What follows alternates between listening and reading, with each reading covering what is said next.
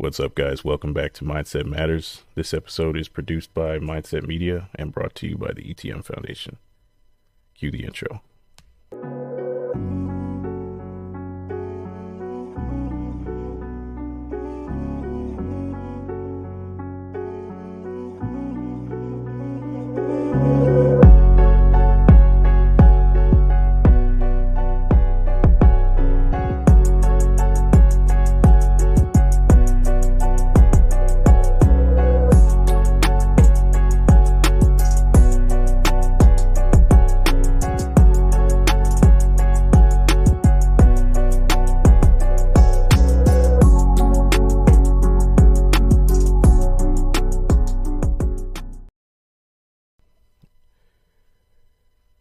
Welcome back, guys. We have a special guest with us today. We have Diana Flores. So she serves as the Dallas College Board of Trustees, and she serves in the following positions. She's elected to represent District Number 6. She's served as the chair of the Audit Committee, as the vice chair of the Board of Trustees, as the chair of the Board of Trustees. She served as the chair of the Education and Workforce Committee, the chair of the Planning and Budget Committee. She served as a member of the Finance Committee, and she also serves as the Dallas College Board of Trustees Chancellor Review Committee since 2022. She's been elected since 1996, and her term expires in 2026. She has a bachelor's in applied science with a concentration in administration, business administration, and psychology at Dallas Baptist University, and she also has a master's in public leadership at UNT Dallas. I also want to mention your occupation. So you serve as the vice president of the organizational development for the Greater Dallas Hispanic Chamber of Commerce, and you also serve as the project coordinator of the Gulf Region Small Business Transportation Resource Center in the Greater Dallas Hispanic Chamber of Commerce.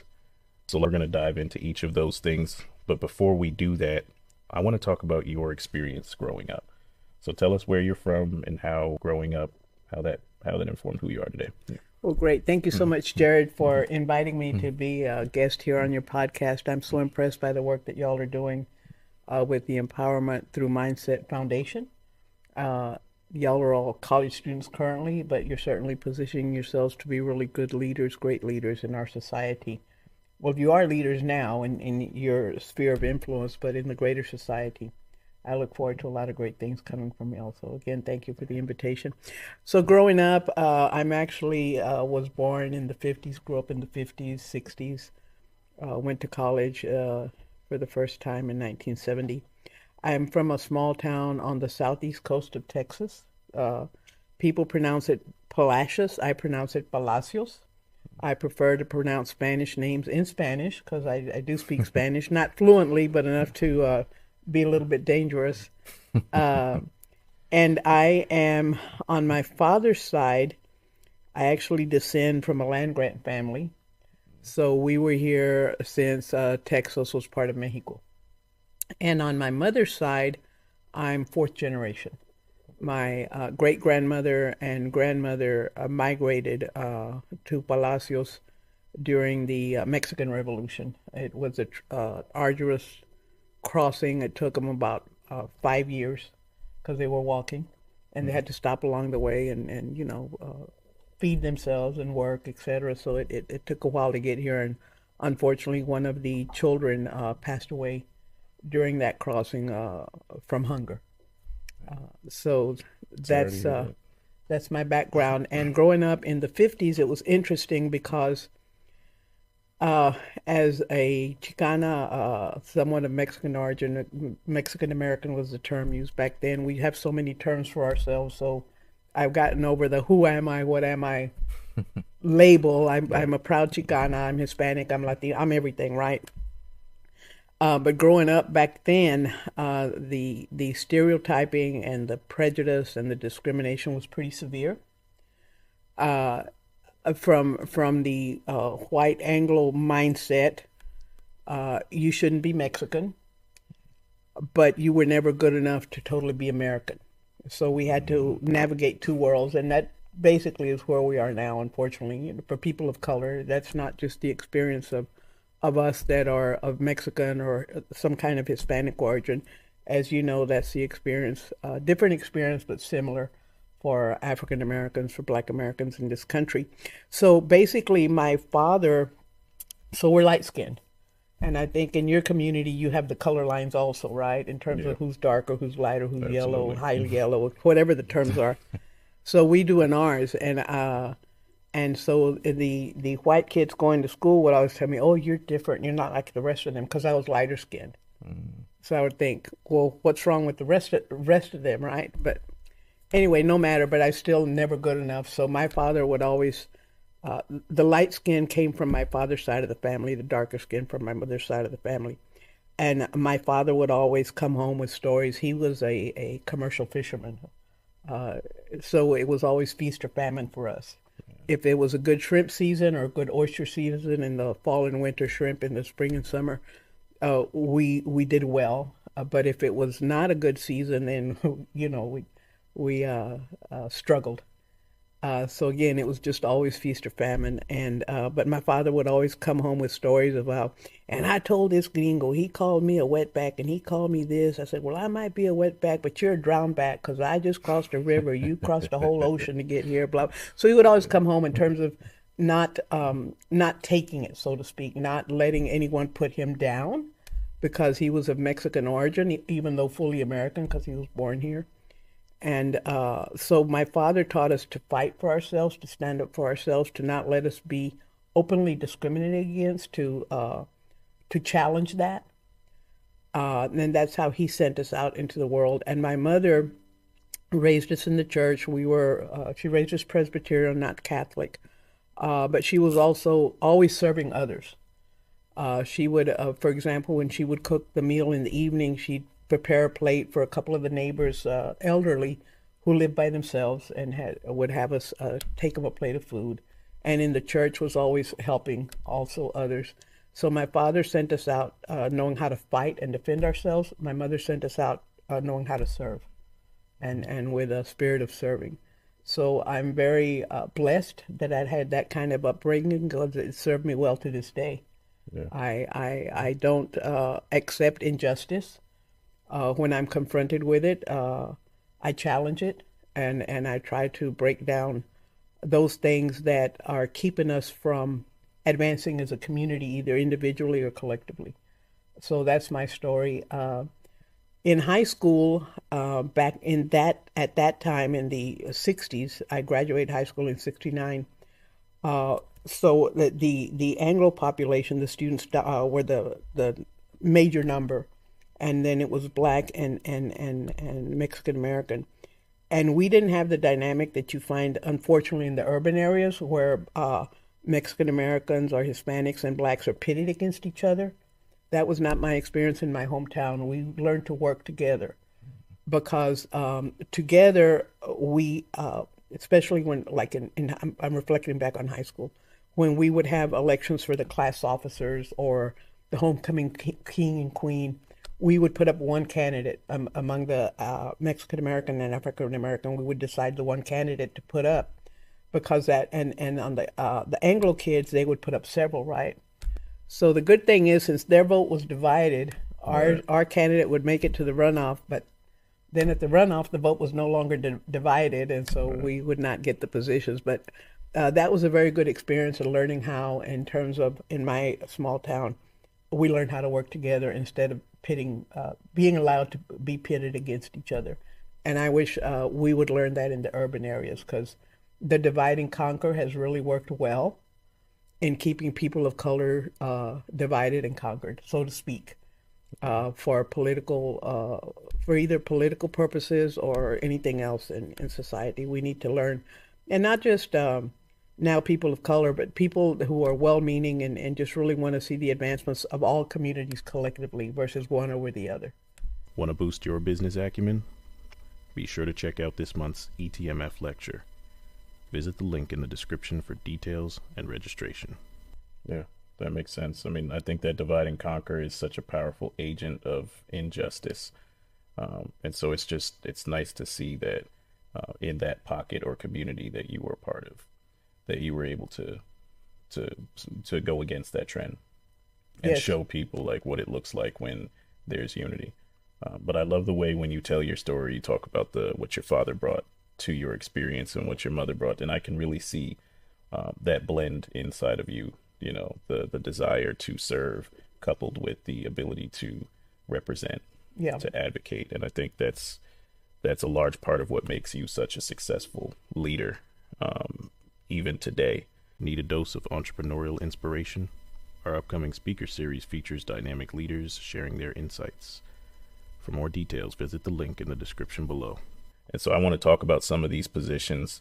So I know you're serving as the Dallas College Board of Trustees. Now, you've been serving for how many years on the Board of Trustees altogether? So I got elected in 1996, and Okay. that's quite a story in itself. That if you want me to share, Tell I us. will. Yeah, tell us the story. So I was elected in 1996, and at that time, unfortunately, a division had occurred in the Mexican American community among the politicians. And there were two camps. It was the Domingo Garcia camp and the Roberto Alonso camp. And Domingo Garcia at that time had served on city council, ran for mayor, lost, and Roberto Alonso was I ran against Roberto, and so two camps formed, etc. So I happened to be allied with Roberto Alonso. So Domingo Garcia ran a candidate for this position, and I ran, and I happened to win by 50 some odd votes. So Domingo Garcia, in my opinion, was the original Trump, because he had his candidate file a lawsuit against me claiming voter fraud. And he convinced an editorial writer on the morning news that I had committed voter fraud, and they wrote 6 editorials against me. He got a judge that he knew to file an injunction to keep me from being sworn in until the lawsuit was resolved. And so I should have been sworn in June. I think I was sworn in. The injunction was removed in July, August. I don't remember at this point. It's been 28 years, and I'm still here.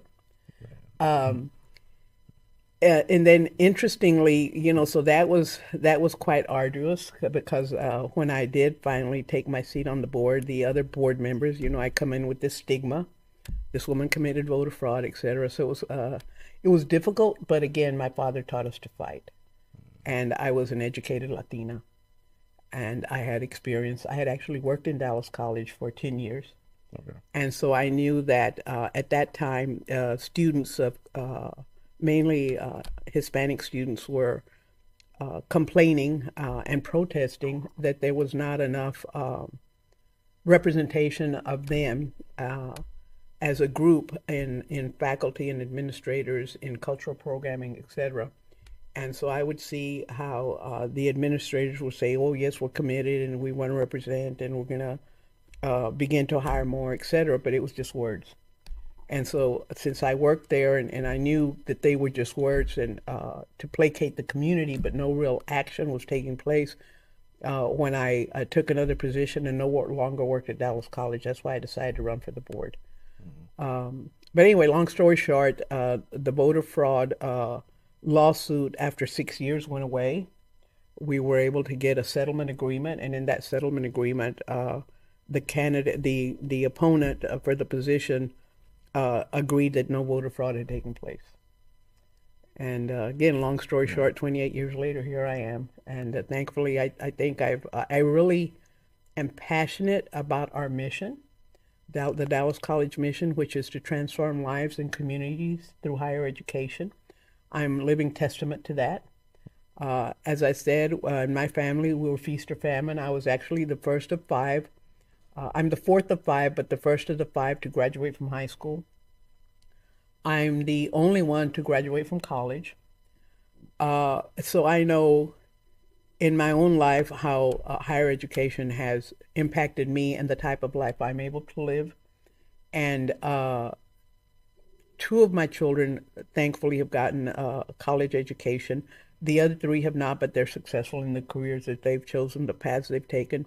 And of my grandchildren, I have 5 children. I have 19 grandchildren, 8 great grandchildren. So I'm very rich in that respect. That's awesome. And about of those grandchildren that have graduated high school, probably the majority of them have gone on to get a college education. So that's one thing that, like when my grandson Joseph graduated with his degree as a mechanical engineer, I told him, Mijo, you've done something that is not only impacting you, but it's going to impact your generations to come. And that's what our those who are listening need to understand. If you're from a first generation family, or if you're from a family that lives in generational poverty, a college education is the way out. Whether it's going to be a lot of people don't want to pursue the 4 year, Right. but Dallas College offers, as you know, technical degrees, certificates, etc., to position you with a highly skilled job that's going to pay a very good wage. So going back to what I told my grandson about what you're doing is a gift you've given to yourself through a lot of hard work and sacrifice. It's a gift if you've given to yourself, but it's also a gift you're giving to your generations. Because anytime you have a college educated person in the family, the likelihood, the probability is so much higher that your children, their children, et cetera, are also going to be college educated. And now they're questioning, well, is a college degree really of value because of the cost involved, right? And so a lot of people are opting to go to the certificate or the associate's degree, et cetera. And that's fine and good. And it does prepare you for that higher paying job because you have a skill that's needed in the workforce, correct? But if you want to move into management, if you want to become the CEO, if you want to become the president, you have the vice presidents, et cetera, they're going to want those degrees. So I would hope for those that, because of their situation, can only go as far as the certificate or the associates, once they get stabilized financially, that they would do what I do. I didn't get I went to college the first time in the 70s, got sidetracked by politics at that time because that was the heyday of the Chicano civil rights movement. So I got off into that and didn't really go to class, left what was then Texas A&M Kingsville, because that's where I went initially, with a 1.6 GPA. Man. But when I went back to school, through my bachelor's, finishing up my bachelor's and also the master's, I kept a 4.0. So anything is possible. So for those who elect to just go the associate or certificate route initially, and once you get yourself stabilized financially, I would hope, because there's so many options, as you know, Jared, now, to finish your degree. It's the online options, the weekend options, et cetera, et cetera. So there's really no excuse to not get the degree. There's even a lot of, from the federal government, grants and scholarships. I've talked about my grandson, Joseph. His parents could not pay for his education, so he was able to get grants, and he graduated debt-free because he would apply for every scholarship out there, no matter how small. And that was the key. A lot of kids just want to go for the higher dollar scholarship. He applied for everyone. He even got one to pay him to go do a study abroad in France. It paid for, I think he was over there 6 weeks. It paid for everything except $2,000, and the family pitched in and helped him have those $2,000. That's amazing. So it's just possible. Anything, we're blessed to live in a country where anything is possible if you put in the work and you do the time. The years are going to pass anyway. I got my bachelor's at 42. I went back to school. I got my bachelor's at 42. Got my master's at 70. But again, But you got it's just never too late. Don't do it my way though. Do the heavy lifting at the early end of your career. But I really encourage everyone, because it really does set you up for financially, for you to have a more stable life versus living paycheck to paycheck. And then you have time to be civically involved, to try to make a change in your community, to, if you see an injustice, to put in the time to correct that particular injustice, to work with others, to collaborate with others to address the issues. What you said there about the time's going to pass anyway reminds me of something my mother always told me. Growing up, she said, let time work for you, not against you. Because like you said, it's going to pass anyway. Exactly. So if you decide intentionally how you're going to use it to get where you want to go, then it will be something that's on your side instead of something that's a ticking clock working against you. But I want to talk about because we talked about Dallas College, the Board of Trustees. Sorry. I want to talk about you're serving as on the Greater Dallas Hispanic Chamber of Commerce. So tell us a little bit about what drew you to that role and how your experience there. So interestingly, I talked about the lawsuit on voter fraud and 6 editorials written against me by the Dallas Morning News. So nobody would hire. Well, I was working at University of Texas at Arlington at that time, at the Center for Mexican American Studies.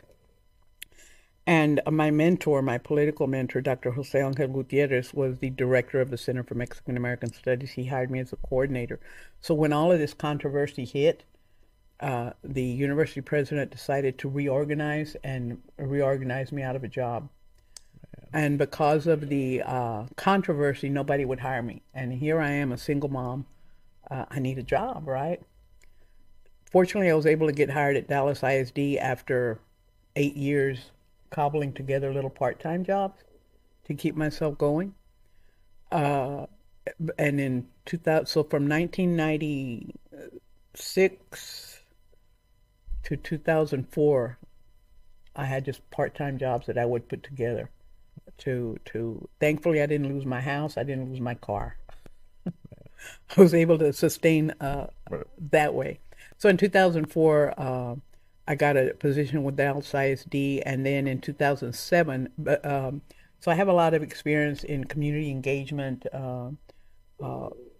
talking to people, getting people involved, etc. And so those skills allowed, and plus with now I had my bachelor's degree, etc., allowed me to get a job at the Greater Dallas Hispanic Chamber of Commerce. They had gotten a contract with the U.S. Department of Transportation to operate their regional outreach center, the Gulf Region Small Business Transportation Resource Center. So I was the founding director of that.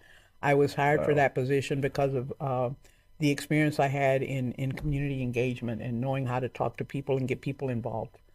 And this position was to work with contractors that build, maintain, or rehabilitate the transportation infrastructure.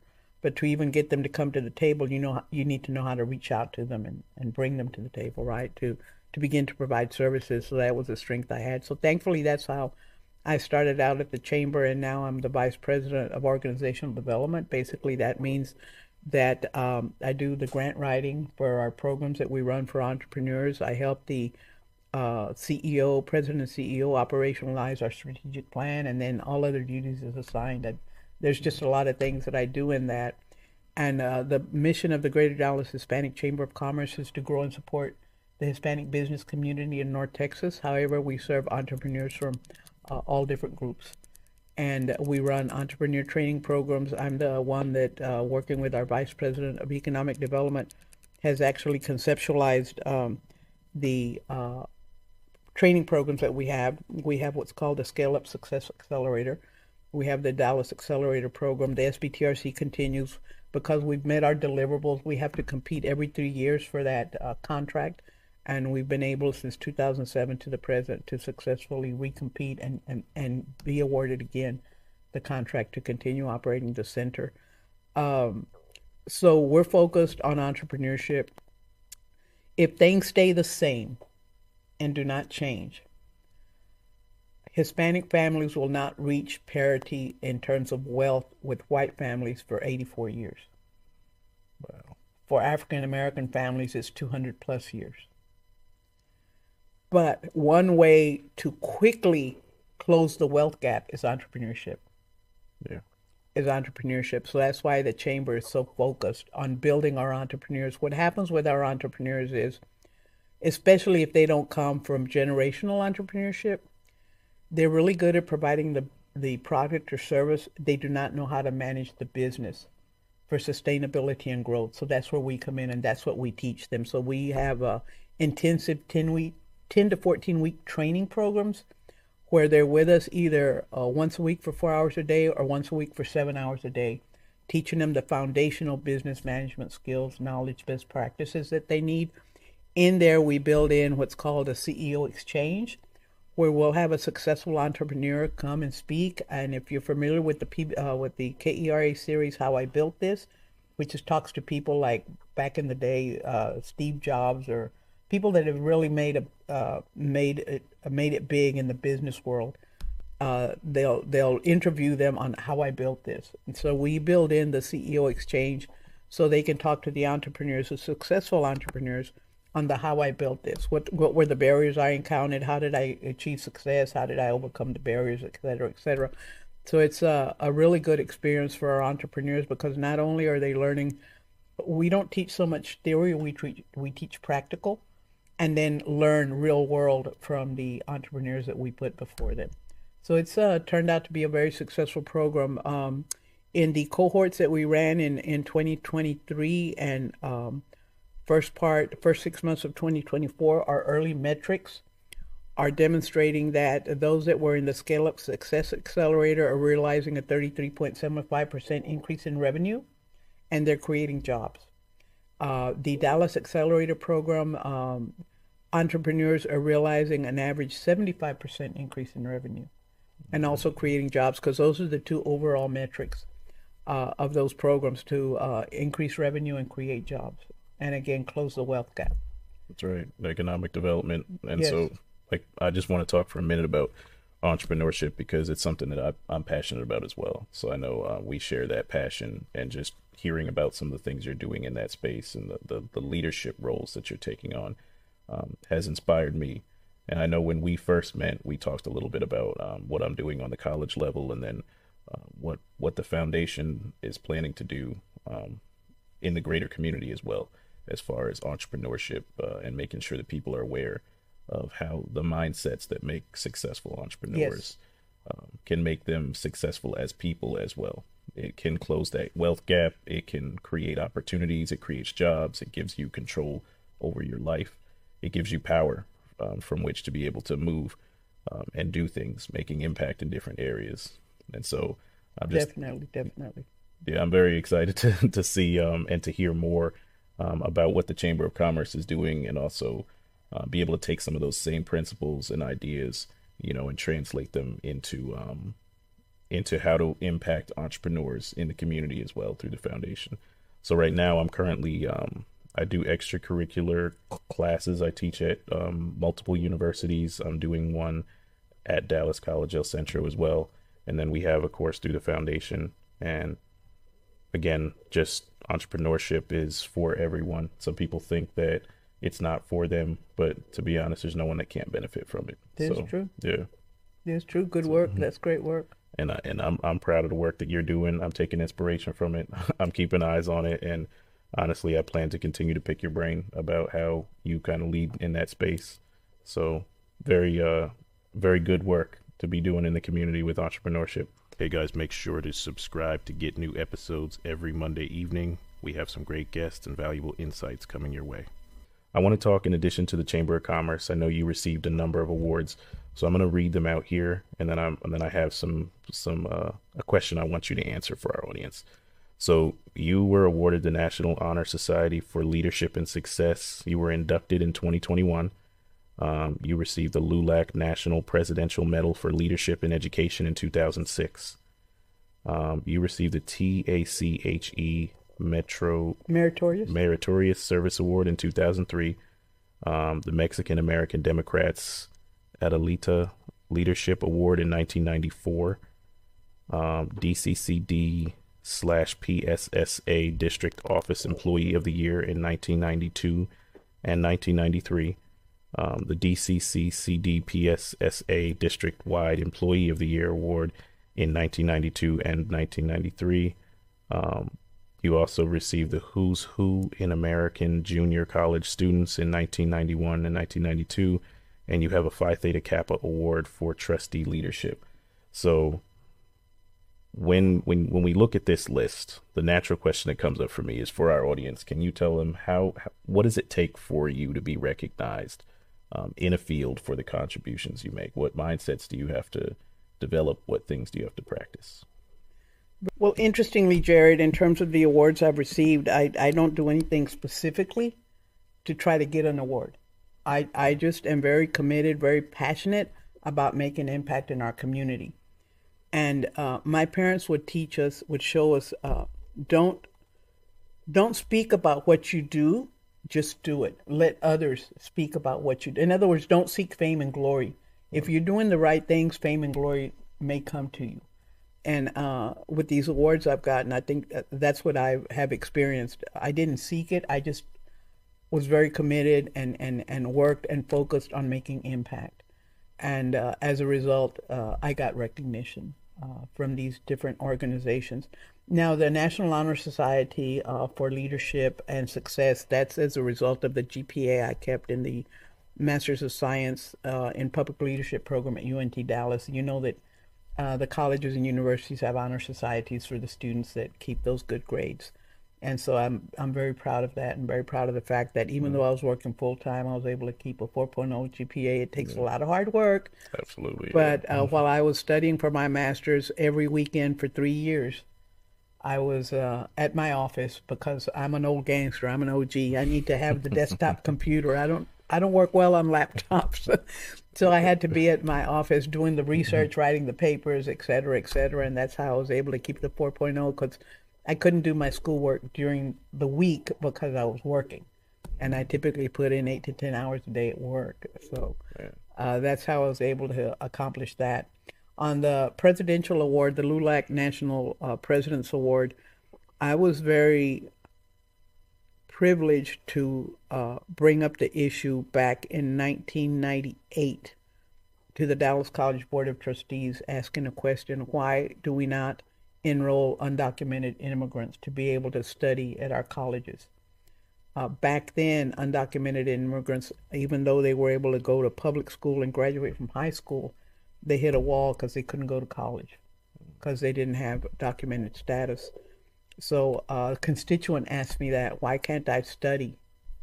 And I didn't realize that was an issue. That's why it's so important to have people in elected positions that know the community and that represent the community. So when I was asked the question, then I asked the question.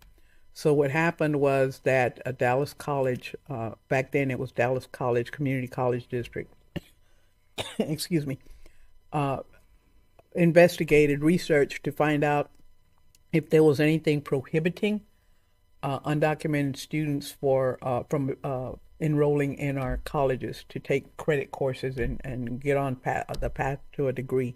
We found out there was no restrictions. Basically, it was a decision that that could be made by the Board of Trustees. Luckily, the majority, and I think it was a unanimous vote, for us to allow undocumented students to enroll in our colleges, paying regular resident tuition rates. They wouldn't have to pay the international student rates, because for a student to pay regular resident tuition rates, the requirement is to have lived in Dallas County for 1 year. And these students, especially those that were graduating out of high school, had definitely lived in the county for more than 1 year. So they met the residency requirement in that manner. So I was very, very proud of the fact that we were able to open our doors to undocumented students, not just those coming out of high school, but really anyone that, like me, as an adult, would want to go back and improve themselves, get their degrees. And as Dallas College went, then the Tarrant College system did the same thing. The Houston Community College system did, because of what we did. And then there was a state representative out of Houston who a constituent asked him, said Dallas College is allowing undocumented individuals to get a college education. Why can't we do that anywhere? And so he introduced a bill in the Texas legislature, I think it was in 2000, and was really good at getting the Noriega bill passed, so that now it's law in the state of Texas that anyone who lives in the state for 3 years can attend a publicly supported college or university paying in-state tuition rates, with the condition that as soon as they're able to become documented, legalize their status, they will do so. So based on what Dallas College did, and the state of Texas did the same thing, and now there's 22 other states that have implemented in-state tuition laws. And I'm very proud of that accomplishment because it all started at Dallas College. That's why I got that National Leadership Award from LULAC. And it wasn't I was seeking it. It's just that I saw a problem, saw a need, addressed it at the board level, or I had the power to address it. Was lucky that the other board members agreed, and the rest is history. And I did some research on that recently. And last year alone, throughout the nation, in those states that have in-state tuition, 425,000 undocumented students were enrolled in colleges and universities. Wow. And I'm very proud of that because, again, that all started here. That is such a powerful story. Yeah, And I think that's a perfect example. Some of the things, like as you were telling that story, so much of award-worthy behavior or award-worthy activity really comes down to just the commitment to the work. And so you were focused on, you saw a need, you created a solution, you pushed for it to happen, and then eventually you were able to accomplish your goal. And then later on down the line, you were recognized for that.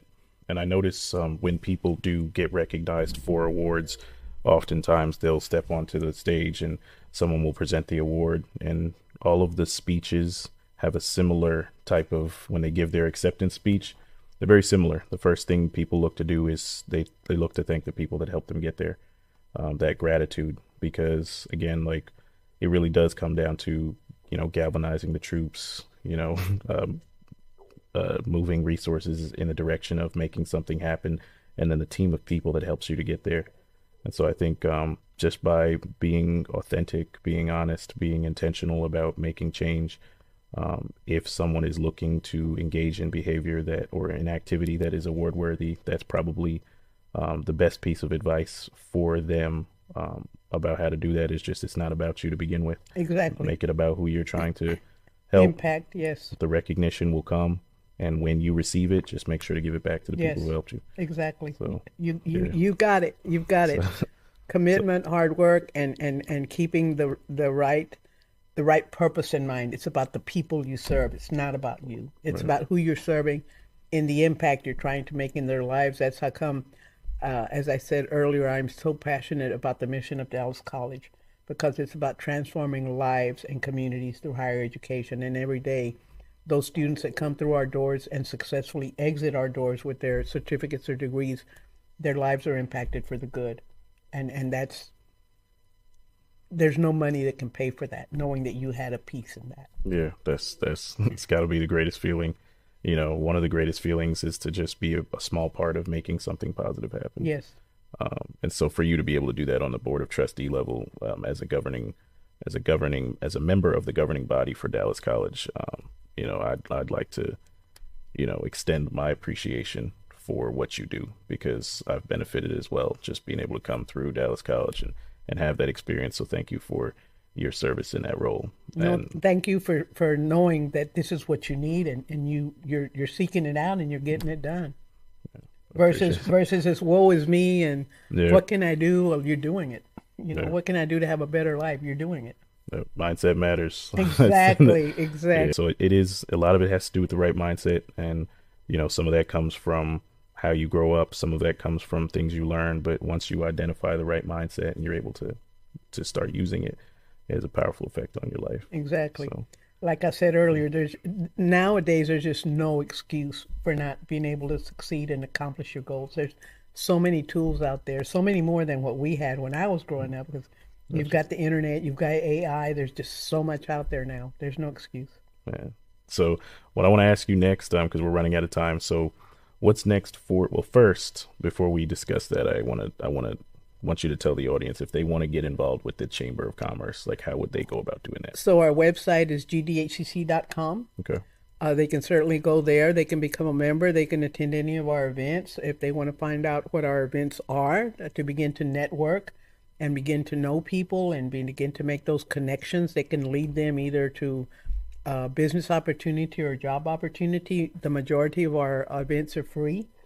They might want to follow us on LinkedIn, Greater Dallas Hispanic Chamber of Commerce. We post all of our events there.